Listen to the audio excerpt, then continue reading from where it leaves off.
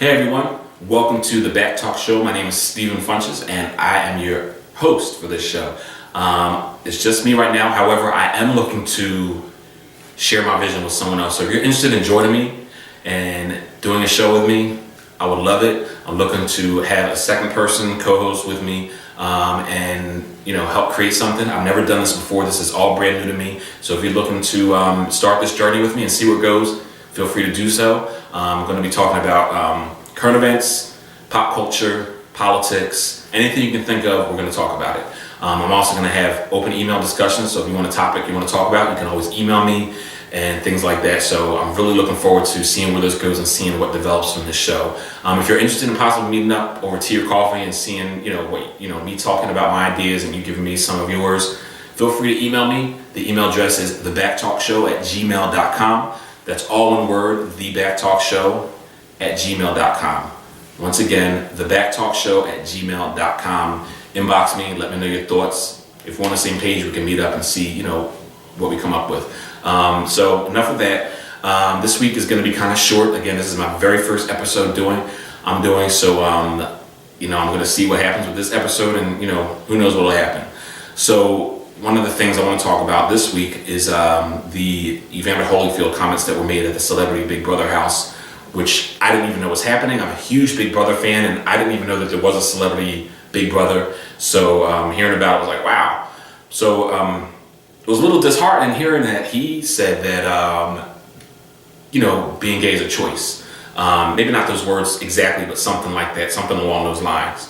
And I want to talk about why those kind of comments can be detrimental to our society. We live in a society now, it's 2014. A lot of things have changed over the years. We have our first black president. We have, people walking the streets. We have marriage equality in, quite a bit of states. Not quite half, but, much more than we had 3 years ago. So, we are moving forward. However, when people make those kind of comments, it sort of sets us back.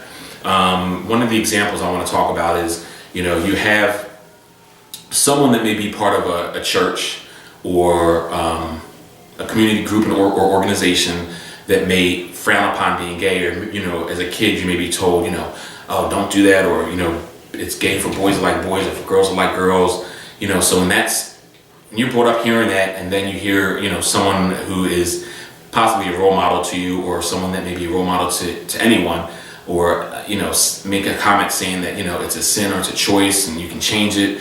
It sort of becomes not again, someone else is saying this about this isn't right, and maybe I'm not right, maybe I shouldn't even be here, and then that leads to other things. And that's why, unfortunately, the suicide rate among LGBT youth, especially, but not just youth, but LGBT people in general, is so high, because a lot of people hear, we hear all the time how wrong it is. And that's why when people come out, for instance, when Jason Collins came out, the NBA player, about being gay, I've heard some people say,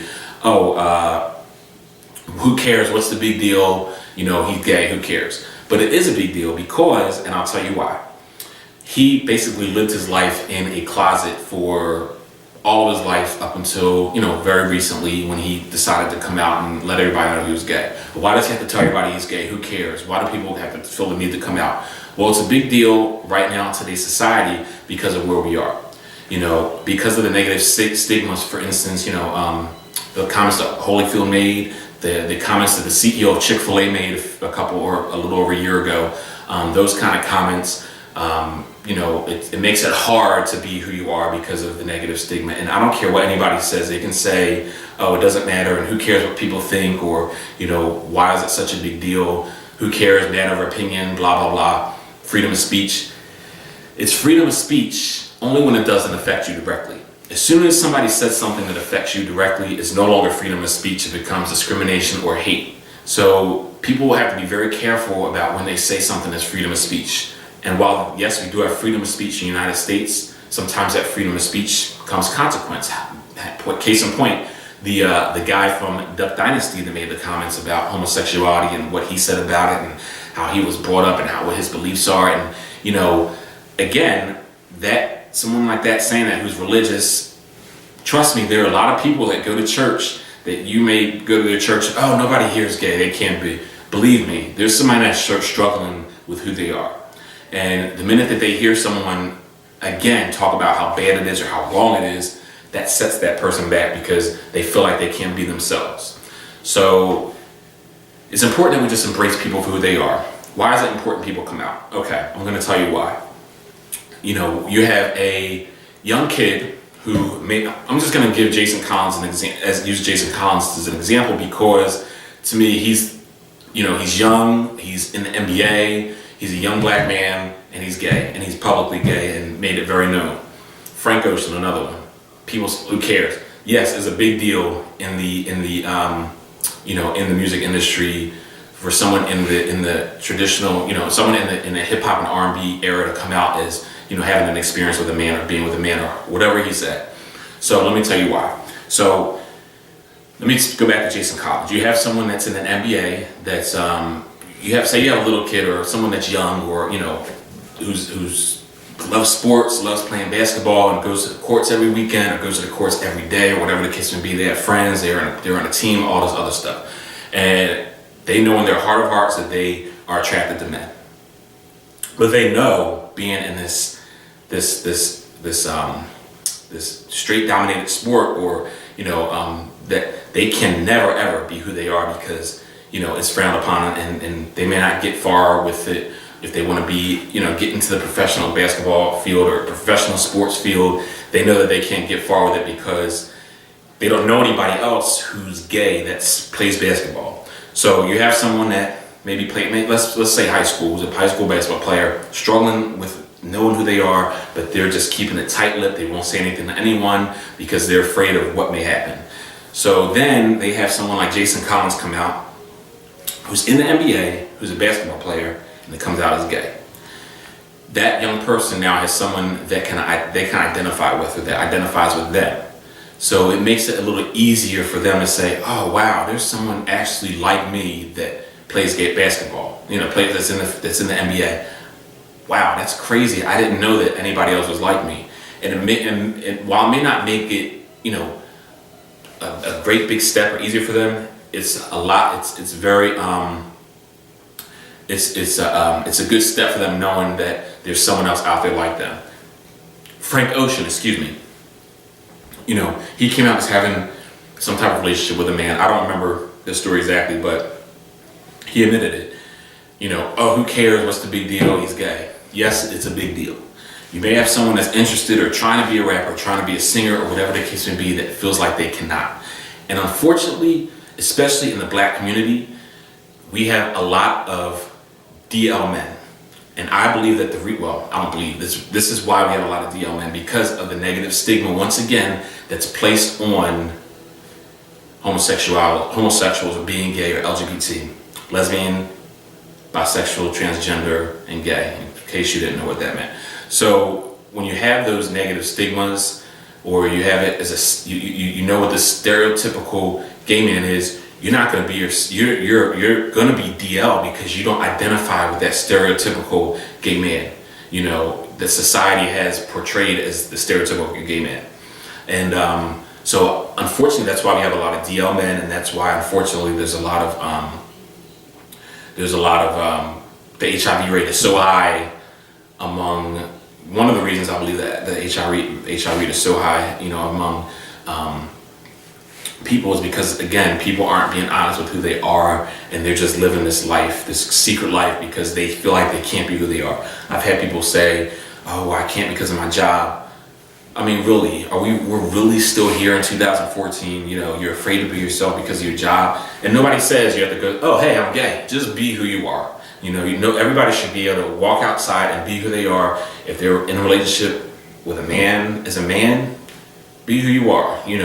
People say, "Oh, I don't mind gay people as long as you don't flaunt it." Well, that's crazy because it's hypocritical, because straight people flaunt who they are all the time. Weddings, proms, wedding rings, spouses' pictures at their desk, spouses' pictures on their phone, their kids on their phone.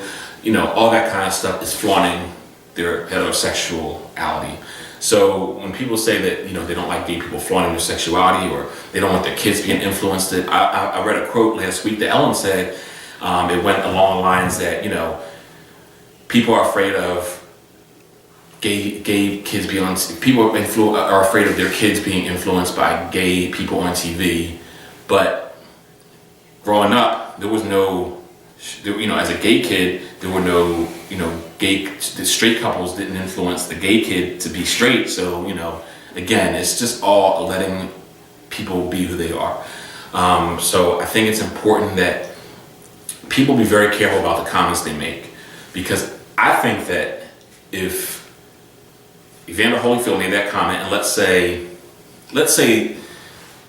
somebody made a racial comment. Let's just put it out there: a racial comment about a racial comment about a particular group. Let's say, I'm not going to pick a race. Let's just say someone made a racial comment about, they think that this race should be this, or let's just put it out there and say, let's say a white person said that they think that racism should be, that slavery was justified, and yada yada yada. People would have a fit, and I feel like unfortunately nobody gets that upset when people say things about gay people, and any kind of discrimination, any kind of hateful thing that people, anything that's said hatefully or in a way that's derogatory, discriminatory to another group is wrong. I don't care if it's against gay people, I don't care if it's against white people, I don't care if it's against black people, I don't care. Any group of people, I believe that it's wrong. Nobody should discriminate or make comments about another group of people, because to me that's just a bigoted mindset. And again, this is the society we live in, and that's why coming out is so important and why it's so embraced. And when Jason Collins came out, I read somebody created a meme, and the meme had a picture of Jason Collins and a picture of Tim Tebow, whatever his name is, Tim Tebow or Tebow, whatever, who's a football player, who's a well-known Christian football player.